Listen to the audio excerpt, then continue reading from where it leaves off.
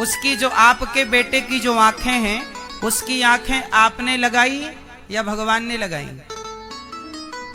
बेटा आपका 2 पांव वाला है, 2 हाथ वाला है।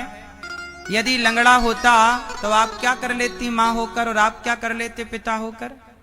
इसका मतलब यदि उसके पांव हैं तो बताओ वो माँ बाप की कृपा से हैं कि भगवान की कृपा से? आपका बेटा चलता है, देखता है, सुनता है, शरीर स्वस्थ है, तो बताओ ये किसकी कृपा है? बोलो बोलो।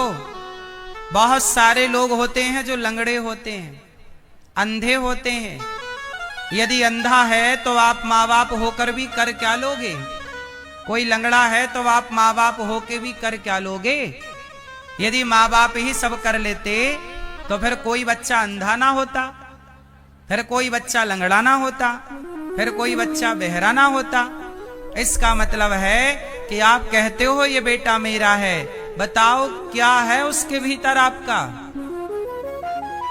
क्या है? कुछ भी तो नहीं ना। उसके शरीर का पूरा पूरा स्ट्रक्चर किसने बनाया? बोलो। पेट में, तुम्हारे पेट में 9 महीने तक उस बच्चे को किसने बनाया? पिता के द्वारा। तो स्त्री के गर्भ में पानी की बूंद जाती है, पानी की कुछ बूंदों से मनुष्य का निर्माण होता है माता के पेट में। ये बताओ, जब स्त्री गर्भवती होती है तो पिता के द्वारा स्त्री गर्भवती तो हो गई, पर आगे का सारा प्रोसेस कौन करता है? माता, पिता या भगवान? बोलो बोलो। माता तो केवल अपना पेट देती है, जगह देती है 9 महीने के लिए। पिता के द्वारा तो पानी की कुछ बूंदें प्रवेश करती हैं बस। आगे उस पानी की बूंदों से एक सुंदर मनुष्य का निर्माण करने वाला, एक स्त्री और पुरुष का निर्माण करने वाला कौन है? परमात्मा। तुम्हारी बेटी को किसने बनाया है? भगवान ने। तुम्हारे बेटे को किसने बनाया है? भगवान ने। तो बताओ, तुम्हारा बेटा तुम्हारा हुआ कि भगवान का हुआ?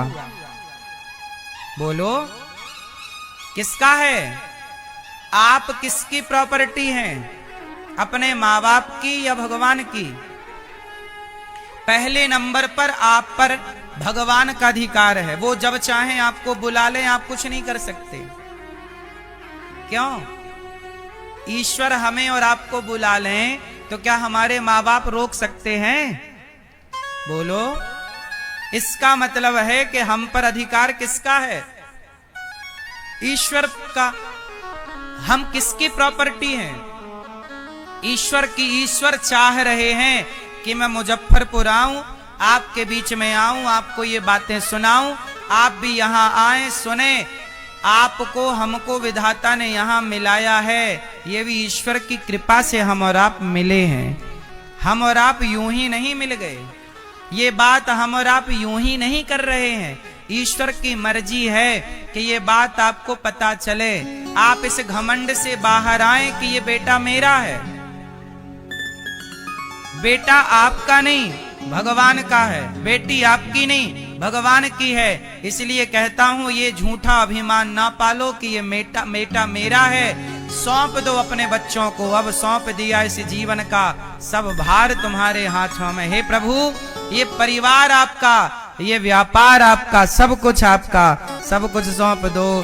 तुम्हें सौंपता हूँ अमानत तुम्हारी, तुम्हें सौंपता हूँ अमानत तुम्हारी। सब भगवान का है। अच्छा ये बताओ, ये बात सही है कि गलत है? सब कुछ भगवान का है, ये बात सही है कि गलत है? कौन कौन सहमत है मेरी बात से कि सब कुछ ईश्वर का है? यहां तक कि आप भी ईश्वर की संपत्ति हैं। आप भी ईश्वर से, ईश्वर की प्रेरणा से देख रहे हैं, चल रहे हैं, खा रहे हैं, बोल रहे हैं। ईश्वर ना चाहें तब आप बैठे हैं, खड़े ना हो पाओगे, और खड़े हो तो बैठ ना पाओगे। इसलिए कभी ये मत कहा करो कि ये बेटा मेरा है, ये बेटी मेरी है। सब ईश्वर के। इस घमंड को हम त्याग दें कि ये मेरा है। सोवत जागत शरण तुम्हारी, हे प्रभु हर क्षण ये भाव बनाओ कि हम भगवान की शरण में हैं, हमारा कुछ भी नहीं है, हमारा केवल कर्तव्य है। इस संसार में हमारा क्या है बोलो?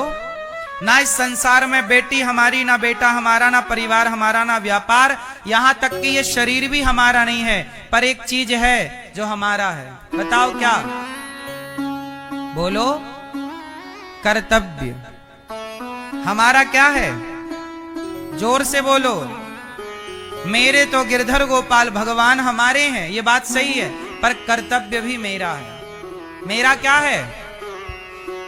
आप लोगों का कर्तव्य है कि मैं आपके शहर, आपके गांव आया तो आप यहां आकर के कथा सुने, ये आपका कर्तव्य है। मेरा कर्तव्य है कि मैं आपको अज्ञान से निकाल कर ज्ञान की ओर लाऊं, ये मेरा कर्तव्य है।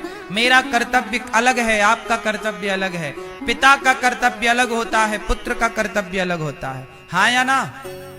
माँ का कर्तव्य अलग है, बेटा का कर्तव्य अलग है, सास का कर्तव्य अलग है, बहू का कर्तव्य अलग है। सबके कर्तव्य अलग अलग हैं या नहीं? क्यों जी, ये बात सही है? ये दास अनिरुद्ध, हमारा कर्तव्य क्या है? वृंदावन में गौरी गोपाल आश्रम है, जहां 300 वृद्ध माताएं रहती हैं। 299 वृद्ध माताएं वर्तमान में हैं।